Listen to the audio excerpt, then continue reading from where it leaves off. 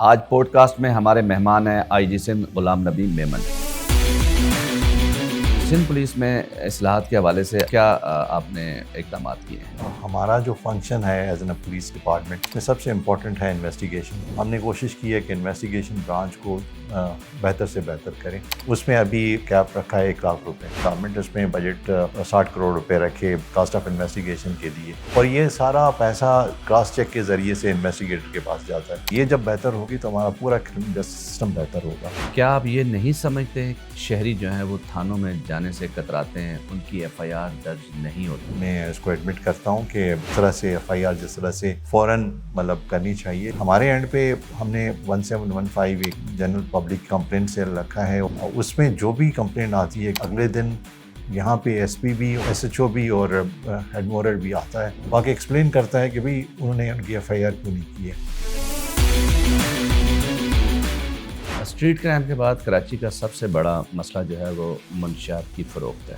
منشیات کا یہاں پہ آنا اور منشیات کی فروخت، ڈرگس جو ہے نا ڈفرینٹ قسم کی آ گئی ہیں، اور خاص طور پہ ابھی جو سنتھیٹک ڈرگس ہیں، اینٹی ڈرگ جو اس کا فنکشن ہے وہ one of the many functions ہیں۔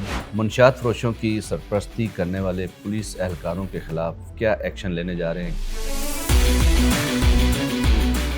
پیٹرنیج ایڈمنسٹریٹیو ایکشن نہیں ہے، یہ کرمنل ایکشن ہے۔ ایڈمنسٹریٹیو ایکشن تو لیتے ہیں، ان کو فارغ تو کر دیتے ہیں، ان کے خلاف کرمنل ایکشن ہوتا ہے۔ اس طرح کی ایکٹیویٹیز میں پائے گئے ہیں ان کے خلاف ہم نے ایف آئی آر کر کے ان کو بند کیا ہے۔ پولیس اہلکاروں پہ شارٹ ٹرم کڈنیپنگ اور رشوت کے مسلسل کیسز سامنے آتے ہیں۔ جب ہم دیکھتے ہیں کہ کوئی پولیس آفیسر اس طرح کی ایکٹیویٹی کرتا ہے تو ہم آن اور اون اس پہ کیس رجسٹرڈ کرتے ہیں، اس کو بند کرتے ہیں۔ طریقہ کار ہے وہ بڑا کلیئر ہے۔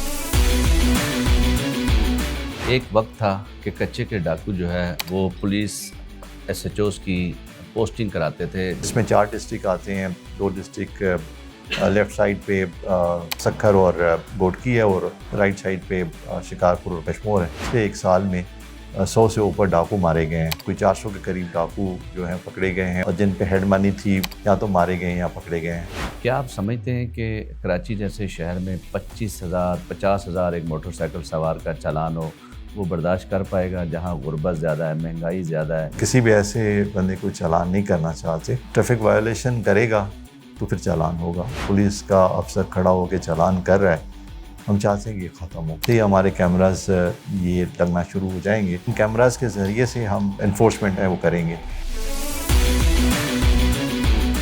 سوشل میڈیا پہ لوگ کمپلین کرتے ہیں، شکایات کا اندراج کراتے ہیں، اس پر کوئی ایکشن ہو؟ یہ جو سائبر کرائم کا ڈپارٹمنٹ، اس میں جتنے زیادہ ریسورسز ڈالیں گے اتنا لوگوں کے لیے آسانی ہوگی، کیونکہ it's a very painful for a person.